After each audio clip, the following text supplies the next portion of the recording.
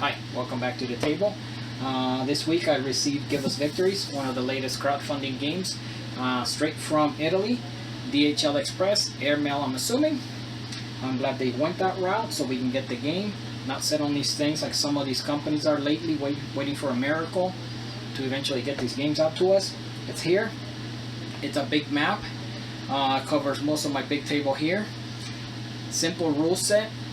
Does have many modes. Got a solo mode, a skirmish mode with some weird cutouts. Has a lot of small scenarios, which will take a small chunk of the map. Small. Each of those hexes is 5 kilometers, so it's a pretty big chunk that we're playing on. Not many counters, which is nice. Again, simple rule set, simple battle system. It is one I've been wanting to get in Civil War games slowly. I'm actually even going into World War II games. To my surprise, there's a few out there I've been acquiring, and I'm liking them so far. I'm still a big fan of this Revolutionary War in this time period, and I'm getting into more of these. They tend to be more complex, and I admire all you guys that memorize dates, times, divisions, units, people. I've been reading a lot of history books for the past couple of years, and I still can't memorize a lot of these things.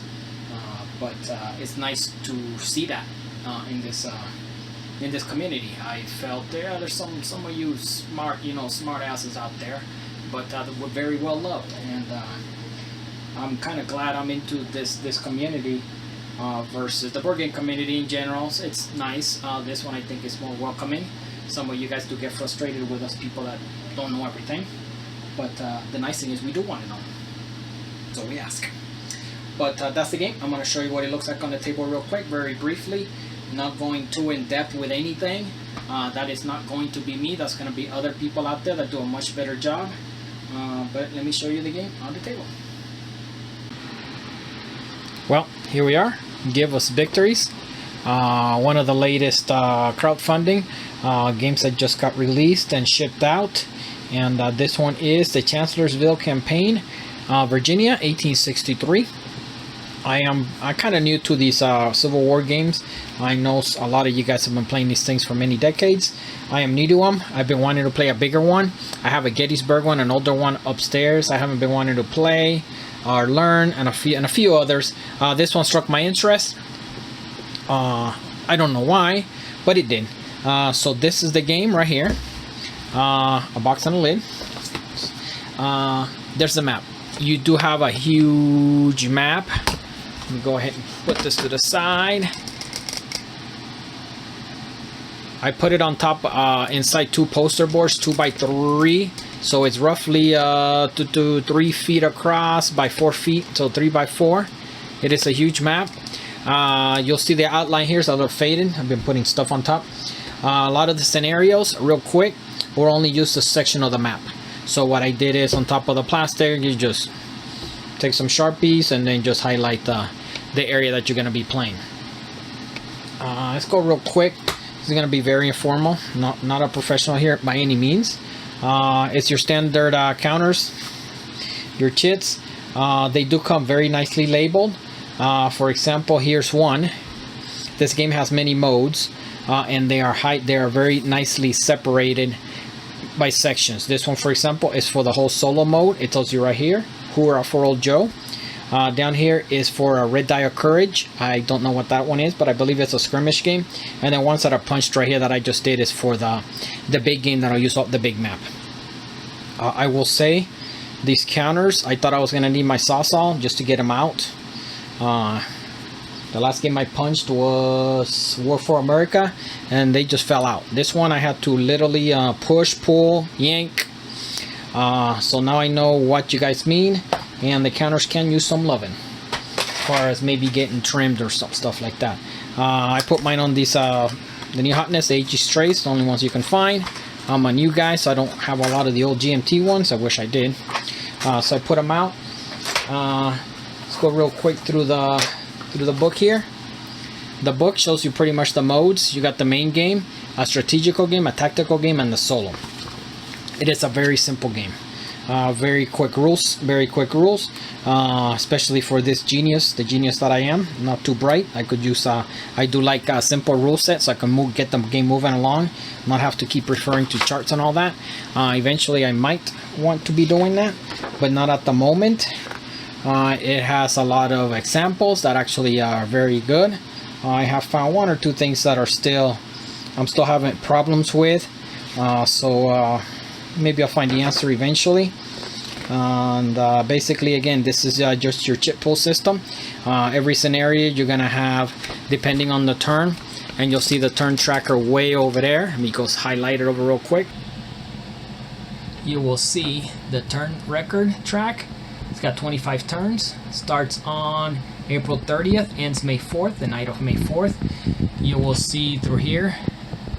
I don't know what that is yet, but I'm guessing that's gonna be a score tracker of some sort.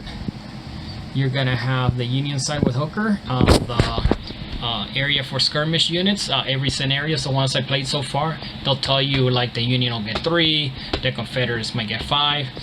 The only table I've seen so far, this one for artillery, you'll roll a d6, and anything over 4, anything over 3, well, you'll see. And then it'll give you a result. Either they're gonna take one step down on the units, and these units are step counters, which are kind of nice. You just flip them, take 2 hits and they're out, and they can get disorganized, so you can do both. The Confederate side, the same thing. Skirmisher box, and the losses. It is a huge map. Down here you're gonna have another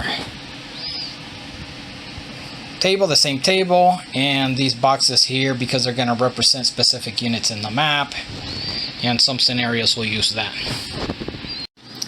Okay, here we go, kind of back here. Went over the rules real quick. Let's go back to the rule book. The rule book is basically, half of it is about less than 11 pages of rules. The other ones are like setup and all that. You do have some variants. You're gonna have the basic scenarios here that you're gonna basically learn the game with. Lee moves, then it'll show you Jackson's attack, Chancellorsville, Salem Church, and it'll tell you, I'll show you in a bit, there's gonna be a player aid card that'll show you where the units go and all that. Then the next page will go the strategic game, which is the big game that'll use the whole map. You'll use a special few extra counters in there. The sequence of play, in the short, it's only 2 pages. Rules for the modified rules for to do this game. Then you're gonna have a tactical game, which is kind of, show you that in a second. It's kind of weird how they did that. I haven't even looked into it. I don't know if I'll even try that. It's got a couple of tables there. Then you're gonna have the solo game. The solo made is called Hoorah for Old Joe. It looks very convoluted. It's got a lot of rules to it. Another more here. Rules. Not even gonna get into it. I haven't even looked at it. And on top of this, there's a whole different book to it. It looks like there's a lot of different tables and stuff on the book that'll show you. It's kind of like charts. The last page, I like this.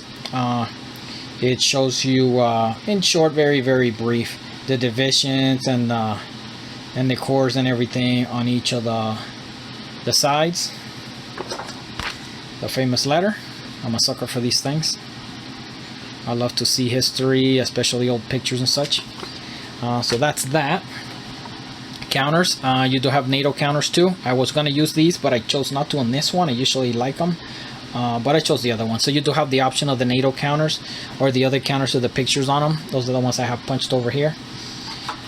In the box, in no specific order here, you're going to get a map for the, I believe this is the tactical game. So it'll use another sideboard or map.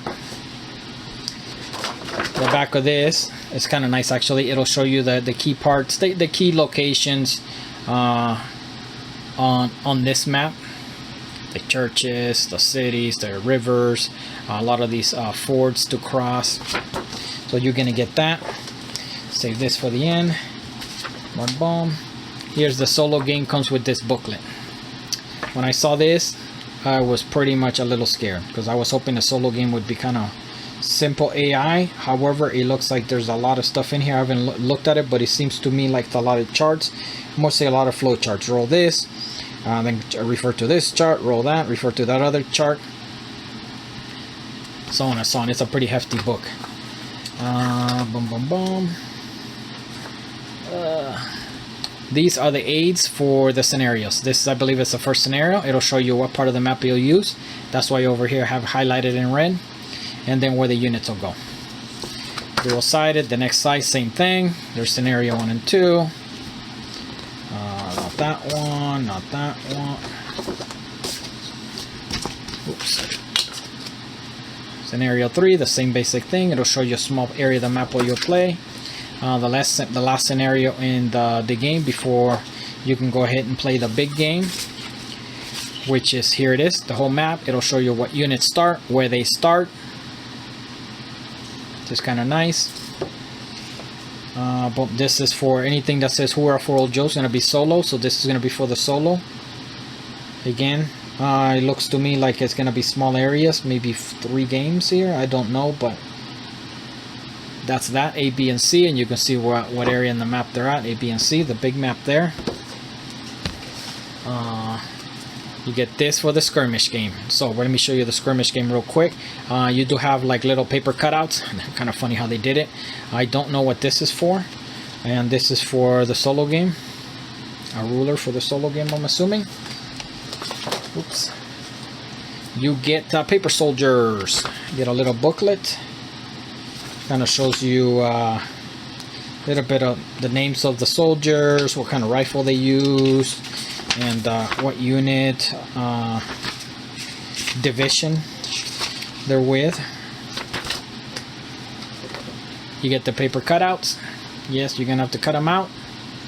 I'm probably not gonna be doing this. However, I was thinking a little bit before. I've been wanting to put minis on this, get little Civil War minis. I've always seen people play the Civil War mini games on these big tables. I've always been very, very fascinated by that. My bucket list is to play one of those big games at a convention or something like that with minis.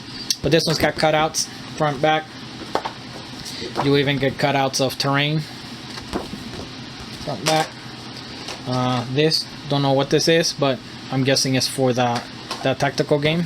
It's a skirmish game where you're going to be playing a small map, putting the little soldiers out. It's not the big top-down view. It's more zoomed in. So that is that. Let me pull some counters out for you, put them in here, show you real quick what they look like. Alright, here we are. For example, you'll see a unit here, the Union Army, and it has a little color there, red belonging to, should have prepared here, right here, found it right here, Meade.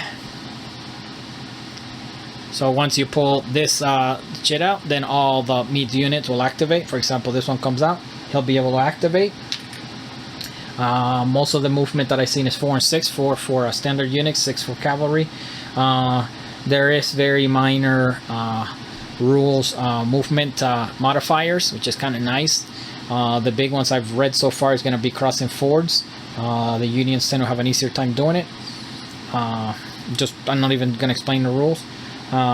In short, you're just moving in. Again, you're going to have zone of control, like most of these games where it's a little harder to get in. It takes you more movement. You will battle, where you will take all these counters have a number. The 3 is your attack value per se. I don't know what they call in the book. And the 4 is going to be your movement. So you're going to add all your attack values. The attack values of the other side. You're going to divide them. You're going to round them up. I believe this is up. And that's how many dice you're going to roll.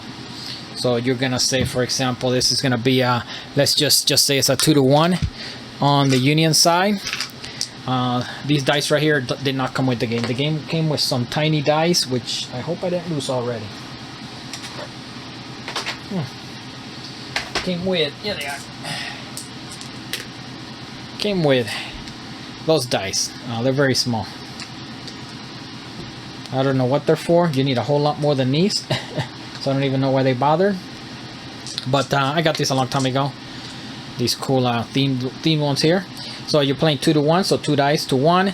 You're always going to add 1 extra die to each side. Now there's going to be some modifiers where you can add an extra die if the unit is surrounded by 3 or more. If you are, what is the word? I'm drawing a blank here. Breastworks. If you put breastworks down, basically you're hunkered down.